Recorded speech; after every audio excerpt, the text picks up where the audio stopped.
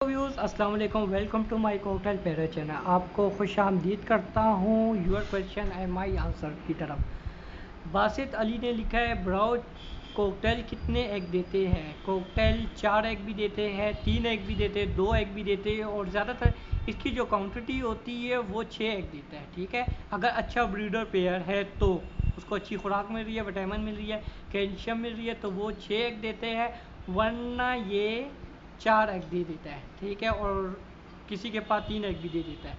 और आपने ये लिखा कितने दिनों के बाद तो बॉक्स से बच्चे बाहर निकलते हैं? 2 महीने के बाद बच्चे बॉक्स से बाहर निकल आते हैं। ठीक है, और आपने ये भी लिखा है जोड़ा बनने में कितना टाइम लगता है? जोड़ा बनने में यह आपके बर्ड्स पे डिपेंड करता है। अगर दो मेल और फीमेल की एज एक जैसी है, कोई डिफरेंट नहीं है, तो बहुत ही जल्दी जोड़ा बन जाएगा। अगर मेल छोटा है और फीमेल बड़ी है, फिर काफ़ी दिन लग सकते हैं, क्योंकि एडिट होने में भी काफ़ी दिन लगते हैं और जोड़ा भी काफ़ी दिनों के बाद बनता है।